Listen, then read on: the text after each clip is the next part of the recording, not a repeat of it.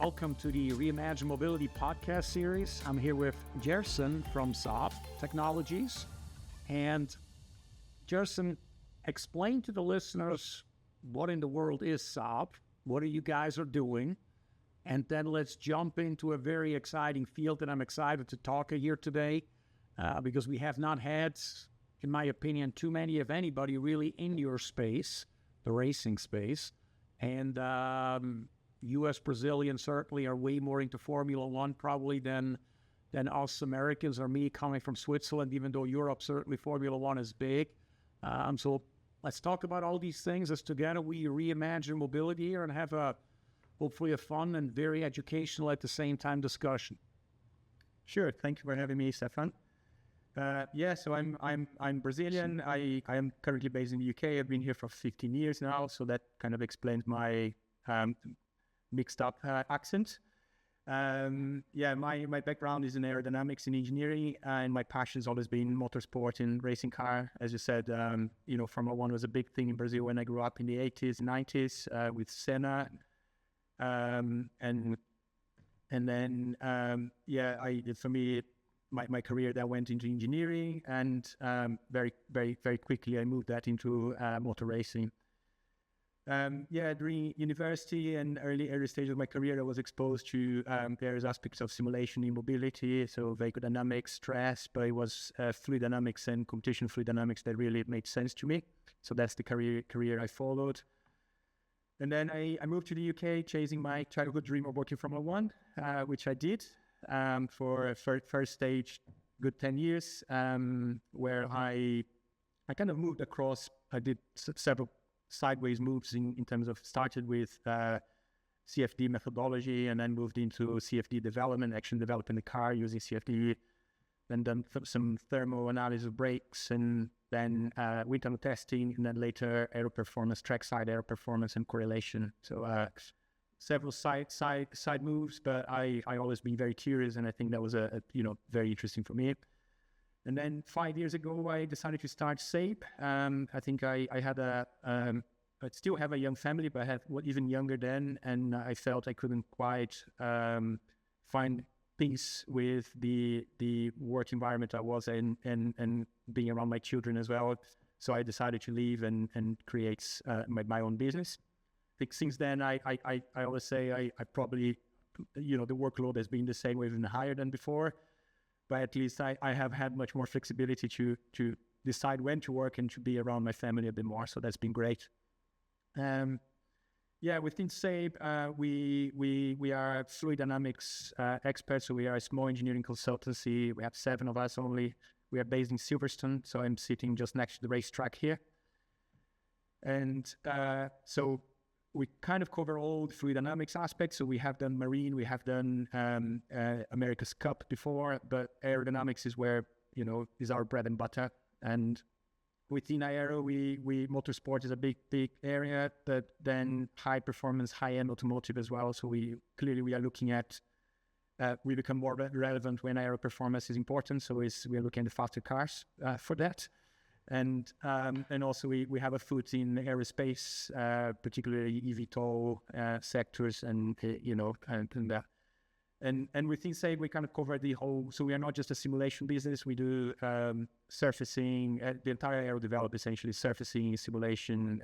We prepare experimental tests, we execute the tests, we the performance analysis, correlation, and so on. Yeah, so that's a bit of a summary, and then over a few more. One more note is that over the last year, I've been very fortunate to be working with the Andretti Formula One project again. It's a American team trying to get into Formula One. I've been heading the CFD department here in the UK as a consultant and helping them to build up the team. And so we've been for a year now. And the plan is to carry on until helping to set up technology in the team, and then I will move out of the way when they are fully resourced. And I also work with the ACO, they are the organizer of the Formula 24-hour Le Mans.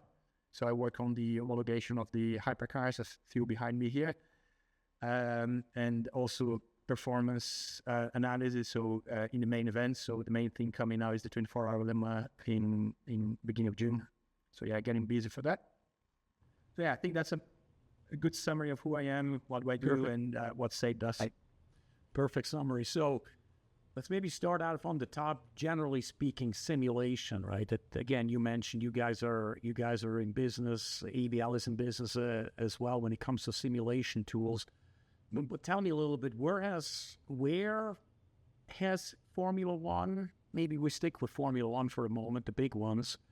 And but also, when has Formula One's really started to adopt and use simulation? Because again, you mentioned, Ayrton Senna, right? I mean, I remember watching him, and several other guys back in the days when I remember my dad watching Formula One races. If I look back, I would never think that they used simulation, right? This was sort of trial and error, in my opinion, at least. But again, I'm not an expert there. But when it relates to simulation, again, as we reimagine mobility here, simulation certainly anywhere in the mobility space, for electrification, to autonomous, to big data, all of that stuff, digital twins and simulation tools play a bigger and bigger role. So tell us a little bit, when has Formula One, auto racing in general, but again, certainly the big guys, Formula One, started using that?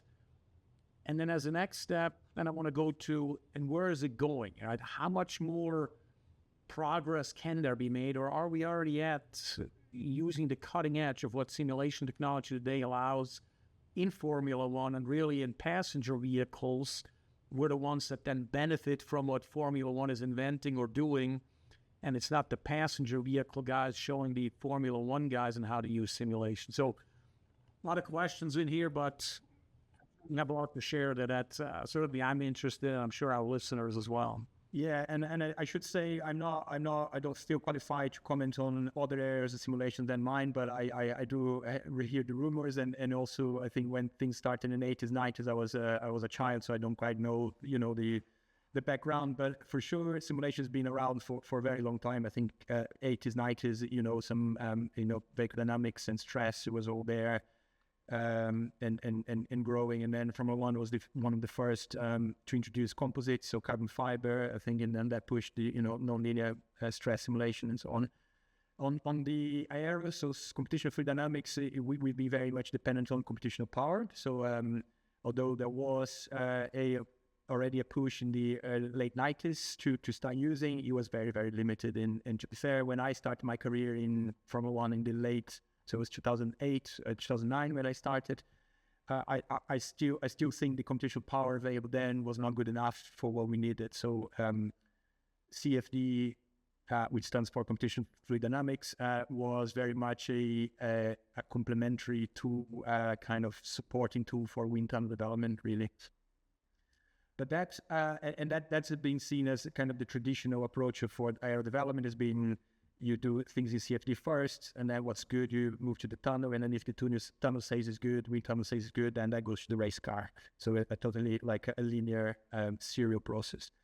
But over the last decade, I would say, there has been quite a transformation in that sense, where we now have much, much better CFD simulations, partially because of the availability of resources, but partly because of new models, better models, and so on.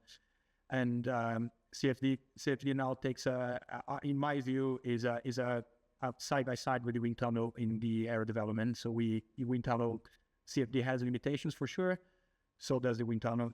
Both are tools, and they are now used in combination to make decisions about performance. So that's really interesting.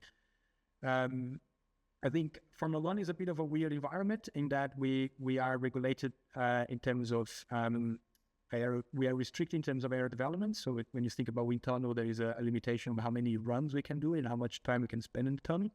When we think about CFD, there is a limitation in terms of how many geometries we can test, and computational power. So there's a metric for how much solve time you are doing.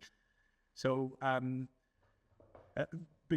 for that reason, there is a bit of Formula One ended up converging to a slightly different balance sometimes in terms of the model accuracy. You ended up working with maybe at lower accuracy, not lower accuracy, but lower accuracy than possible, the models than possible, to be able to get more answers more quickly, evaluate more options, more conditions. So it's a bit of a funny one in that sense, but yeah. And I think you asked me about how Formula One brings, I think things to the wider world. I think one thing Formula One is very good at, Formula One is very resourceful, and the pace is super fast. So, there is Formula One is the one really pushing for the latest processor technology. Now we are embarking into, it's already available, but it's becoming more and more common GPU being used for CFD compilation as well. So all these technologies are very much pushed hard. And when we work with, suppliers, cloud compute suppliers or HPC suppliers, they are used to people doing 1 or 2 simulations a day, and then come from one team and we are doing 250 in one day. So when you think about that, the bottlenecks in terms of storage, bandwidth, memory, there's everything is very different when you are working at that scale. So the scale and the pace is just unbelievable. And then I think one final thing, so you're talking about where we are going. I think I think I could speak here for a few hours on that subject. I think we are living in a very interesting time. I find interesting and exciting. I think some people find maybe potentially a bit scary, which is where we are going with AI. And I think, so I'm in a very fortunate position to be talking to people and finding out what technologies are there, and behind me a fair amount of resources to make those things happen. What I think it is a fact is that over the next 5 to 10 years, there will be a huge transformation on how we do things in terms of development. I think I'll talk for my field in aerodynamics, but I believe that will translate to other areas of simulation, where the way we do things will change very dramatically. And when things change, there's always winners and losers. So there will be surprises coming. But what we are experiencing now, I think, is there are some. I mean, AI is a very broad term. Linear regression is a form of machine learning, but and it's been done for many, many years. But I think some of the technologies coming through now will vastly transform the way we do things in terms of, taking as an example CFD, where we're talking about a very significant cost to run a simulation, maybe in a Formula One environment, 1 hour to 2 hours to get a full car simulation. We're going to be talking about doing that in less than a second. And therefore, instead of doing each aerodynamics is doing 3 a day, they now can do millions a day. And then the statistics of that are unbelievable. So if you think about millions a day, and if you think, well, even if 99.9% are not very good, there's still 0.1%, which is a huge number of good options coming out. So this is where we are going. And for that reason, I think the entire concept of what an aerodynamicist is, or what that engineer developing, whatever they are developing, will change. The way they do things will have to change. Wow, interesting. So let's take it a step up and just look at racing as a whole, right? I mean, to me, again, I don't watch racing. I love the technology, but I'm not necessarily a racing guy. I've gone to maybe 3 or 4 races in my life. My son loves it. But to me, it seems, F1 is the big ones, right? And then maybe in the US is certainly NASCAR, right? When we look at technology, when we look at things that you guys are doing, simulation tools, fluid dynamic, whatever it is, let's keep it as generic as you want or as specific as you want. In the automotive space, you have different players that use simulation to a different degree. It may be because they're used to it, or they need to because faster development, because of cost cutting, whatever it might be. Explain a little bit, how is racing today and where do you see go? Is really the Formula One teams and maybe the NASCAR guys that use it, and all the other, because there's so many different racing series that I'm at least aware of, and there's probably even more than I don't even know. There may be more basic still, more doing it the quote-unquote traditional way. But paint a little picture on how it looks like as it relates to technology, and specifically simulation technology adoption in the different types of areas of racing. Yeah, I mean, racing is an interesting one. So obviously the more resources you have, the more money you spend, the faster you go. If left unchecked, every category will become, there will be a bit of a cold war going on, and a spending war, and the richest will win. So I think in general, categories realize that they have to put some restrictions to limit that. I think in more basic categories, they try to really constrain that. So you only get a car, all you can do is to change the suspension setup and tire pressure even, or come very basic changes and wing angle, but you really don't have much more to do. You cannot develop your car, and that's very much intentional to keep the cost down and keep it attractive. I work with Le Mans, so the LMH cars, and the equivalent in US would be the IMSA, so the LMDH cars. IMSA is the I forgot the name of the championship, forgot now, but anyway, the LMDH cars racing there, which is the equivalent. And those cars are, they are constrained by a set of regulations, but fundamentally they are homologated. So they are homologated in the wind tunnel, and then once that is done, you cannot change the car until you come from a re-homologation. So the idea there is to freeze the design. And then also in those categories, we have a balance of performance. So if there are differences in performance, then are balanced out by weight and power limitations. So that again is trying to keep the cost down and competitiveness. I cannot comment so much about NASCAR and IndyCar because my understanding is, I think it would be wrong for me to comment. My understanding is limited. In Formula One, though, although we do have these limitations in terms of budget cap and aero spending, the scope of work is still unbelievably great.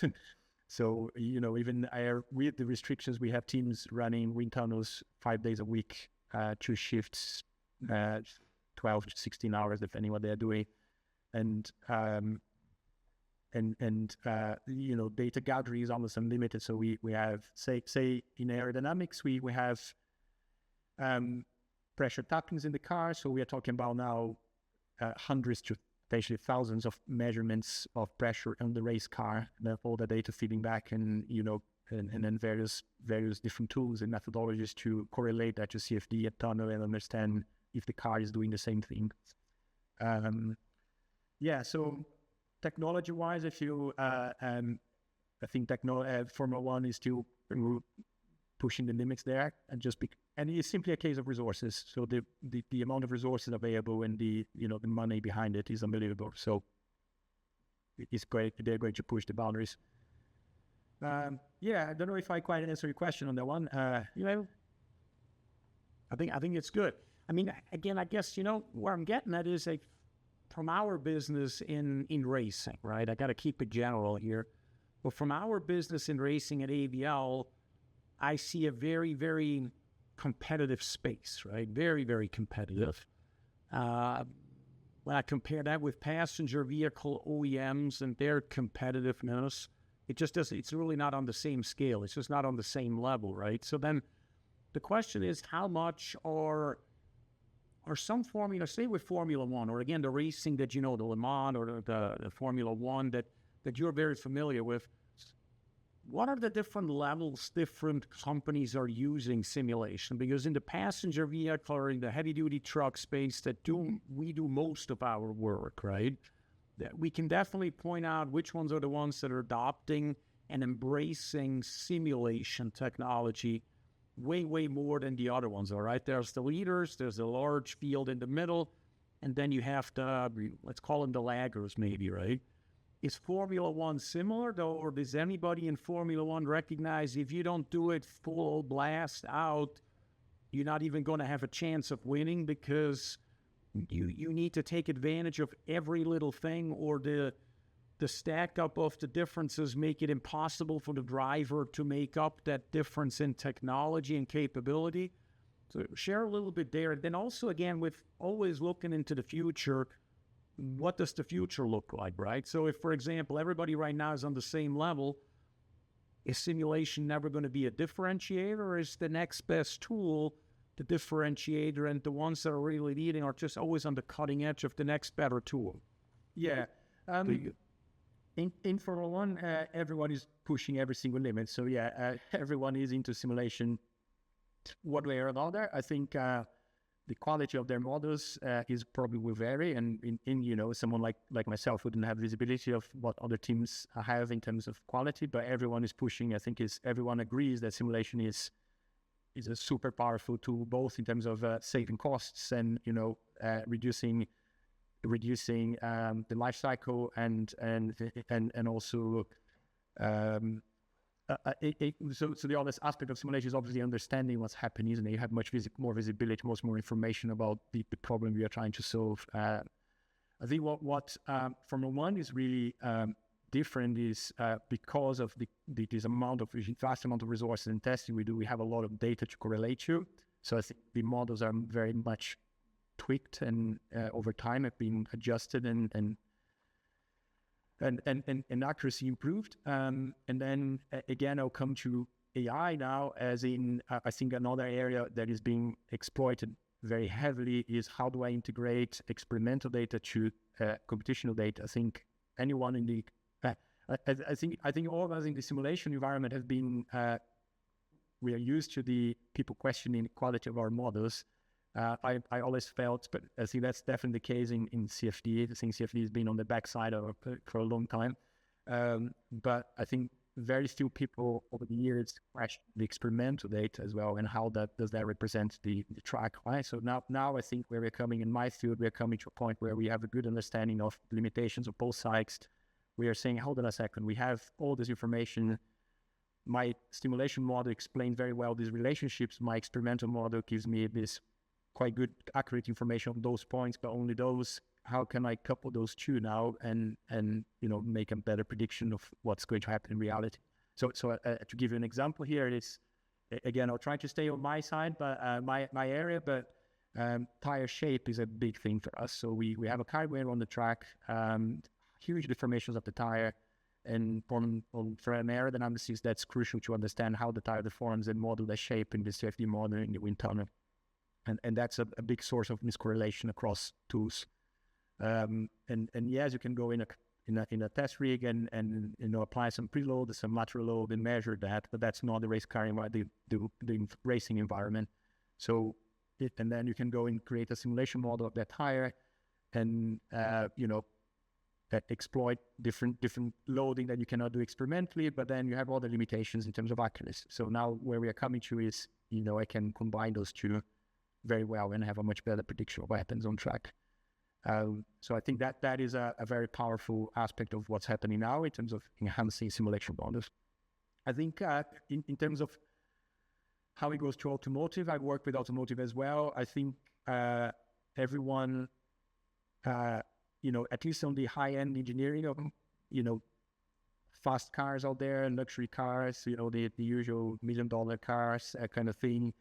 People making those cars, they do have their digital twins. That's the intention. I think everyone understands the value of simulation, but obviously the resources are much more limited. So, how they run those simulations, the quality of the model, the correlation levels are reduced. But I think philosophically the idea is the same. Mm-hmm. Interesting. So maybe one more question generic to simulation then. Excuse me. You've been in this space for a while. You said you've been in the simulation space and just not Formula One, but just racing in general, right? Let's, again, and stay with the ones you're certainly familiar with. What areas do you see specifically with AI pushing in not only development, but during race, probably data analysis and post-data analysis and all of this stuff? What areas in racing, in your opinion, is simulation technology or AI or the analysis of data that we may have or may not even know we have? Where are we not pushing simulation technologies yet in the racing space? Where we are not pushing? That's an interesting question. Really? I give you an idea, right? In passenger vehicles, we're pushing, from my perspective, slowly but surely into assessing with the use of AI and the data we're collecting from driver monitoring cameras, for example, the behavior and reaction of people. that is not the purpose of a driver monitoring camera necessarily, but it gives us information as it relates to the way the car brakes, the way the car accelerates, the maybe how annoying or not annoying a certain audible or visual warning or sign is, right? That is really, I would say, somewhat of a new area, right? It's sort of an area that's being trailblazed now, and I think will come on. There's other areas where we use data from a driver from a medical perspective, right? How well is his or her heart rate doing in certain situations? Should someone be allowed to drive level 3 autonomous on the road when he or she is upset, out of breath, drunk and impaired, right? Whatever it is. Those are some new areas we're pushing into. That simulation is only, I think, at the not at the forefront, but at the sort of at the beginning of what we can do. And I'm interested, there's got to be areas too, I would be surprised if there's not, in racing where you see the opportunity with the data we either have or could get, that we either create models to simulate some of these things for the better, obviously then improve the technology, the speed of the vehicle, maybe the safety, or also areas where you could see we could collect data that then really would allow us to create new products, maybe for your company, for other companies, or new areas to really, again, not only reimagine mobility, but reimagine maybe how a race car driver drives the race car. So that's what I'm thinking about here. I think okay. I will start with racing, and I'd like to move into aerospace, which I think would be more relevant in this one. I think one area that I cannot say is not being pushed is teams have been trying to push, but I think is an area where there is still a steep learning curve going on, is coupling experimental data with simulation through machine learning models. So say one thing, so for example, how we characterize the aerodynamic performance of a car, and that applies for road cars as well, but it's just that that kind of analysis is a little bit less relevant than in a race car. So we go either in the wind tunnel where there is a quasi-static or slow motion, and we measure the car in different conditions, and then we create these maps, aero maps that explain the kind of give the performance over several conditions, so on. And likewise in CFD, what we tend to do is do this quasi-static simulation where we are running steady state in various points. So we don't have the transient behavior. We could do it, but it's very expensive to do. And one recent case in Formula One, the recent regulation in the last few years is the effect of purposing. So we have this coupling between the diffuser, and so the teams want to run the car as low as possible, but then the car creates so much downforce, it sucks the car down until it stalls and then pulls up again. And so you have this dynamic aerodynamic coupling, and it's essentially a transient effect that has to be modeled. And the tools are not quite there to do that easily. And again, I need to be careful here because there are other teams maybe might watch this and say, hey, we've been doing this for 4 years and I'm not aware. But I'll say is in the early stages of that development. And I think there are opportunities here about using existing or experimental data or race car data from the track and then combine to simulation data and make predictions about what would be the transient behavior. Now I'm moving to an aerospace example, which I can talk about, which is my company developed. So we recently have been working on a new concept of an electric propeller for eVTOLs. It's targeted on eVTOLs, but essentially could be applied for any. And so the idea is that being electric is that the motors have been moved to the rim, so we don't have the motor at the center anymore. And there are several advantages. It runs in lower RPM. The high torque, lower RPM, so it's quieter, and there is an efficiency gain because of the air losses at the tips are not there.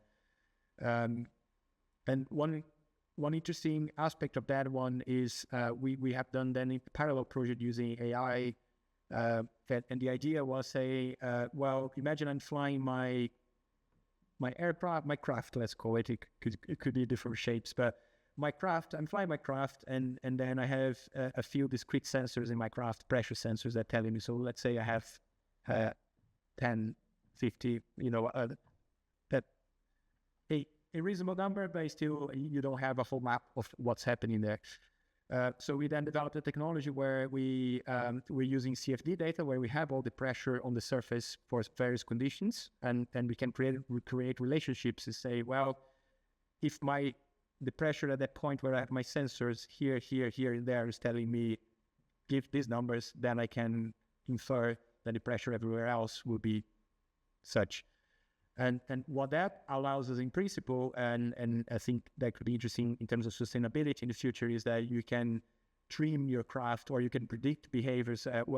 You can, in theory, you can predict early signs of a stall from that, or you can optimize, you can trim your craft to run a slightly more efficient angle of attack and the condition based on using that very raw, very simple piece of information. Isn't correct. Sorry, simple is probably not the word, but it's very incomplete set of information coming from the real life application, but enhancing it with all the competition and the simulation data. So that's an area that I think that is growing. I think some people are exploring, but it's not quite there yet. Good. No, it's good. It's interesting. So maybe then 2 questions to wrap it up. One for you, Gerson. What excites you most that's going to happen in the next 5 years in, let's leave it, racing? What excites you the most? Is it the new requirements that are coming out with Formula One, where you now also have a battery, and so you kind of have a hybrid now? Is it the pure EV races that are popping up more and more and gaining in popularity? Is it more and or different technologies? What excites you the most about this space? Well, I'm sorry for being going on the same note again, but I would say I think I'm actually quite excited about how everything will change with AI, and I think fundamentally I think motorsport will be the first layer to see that how significant that change will be, and I think we talked here a little bit particular about simulation, but we think the simulation workflow, there are other areas such as you run a simulation, you need to make a decision about that. And accelerating decision making is another very important area. So, can I run my simulation and get a very detailed report already telling me why something happened instead of spending an hour doing that? And in Formula One workflow, that's super important. You're shaving those minutes of time.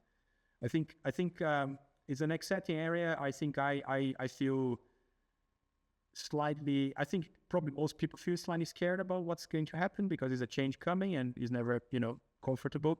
But I chose to embrace it, and I think I'm really excited about the changes that are coming. In terms of, because simply, I think what we should be seeing is in some industries are more rigid. Say, talk about mobility now, thinking about commercial aircrafts. I think this, the concept of a craft with a wing and stabilizer has been there forever. There's a lot of data, so it's unlikely to change very quickly. But you think about eVTOLs, for example, it's a completely new thing, and people were questioning what shape should that be, and I think that's where you can generate 1 million options overnight. We are going to be some very wacky shapes coming and things that a human potentially wouldn't think about. So that area, I think there are some key areas where I think we're going to see more on the automotive side and transportation, automotive transportation. I think in the end of the day, there's a practicality element. So we want cars which can fit a certain number of people. You can fit your shopping bags in the boot, and you can, a truck has to be boxy to fit boxes. So there's only so much you can do in terms of changing the shape, but I think still we're going to see subtle changes, and I think that would be quite interesting to see how it goes. Good. Last question for you. Nothing to do with racing. Well, maybe it has to do with racing, but I would doubt it for a second. But what's the next car you're going to buy and why? And maybe it is a race car. I don't know. Ooh, I'm a very boring person for that one. I love high performance engineering, but my cars have always been very practical. I currently drive a Ford Transit van because I have a family and I have my lifestyle is about going camping and carrying all the bikes and my paddleboard in it. So I drive what I need. I just bought this van and I'm very happy, so I'm not planning to change. But I think one thing I told my friends is that once you have a van, you are not having a van again, because I can carry everything I need in my holidays. So my next car will be a van again, I think. Very good. Well, that's like my family. we never wanted to buy a minivan. And once we had a minivan with the family, we never wanted to give it up because we realized how great it is, you know. But I was the black sheep in Formula One. I used to come in the car park, and all these people with this sports car, and I'll come with a Toyota Yaris and park there. There's nothing wrong with that. Very good. Thank you so much for your time and really highlighting an area of the mobility space that and I think many of our listeners may nowhere near have as much insight or a perspective to as in many other spaces of mobility, again, particularly here racing. So thank you so much for educating us and giving us some great insights and things to ponder about.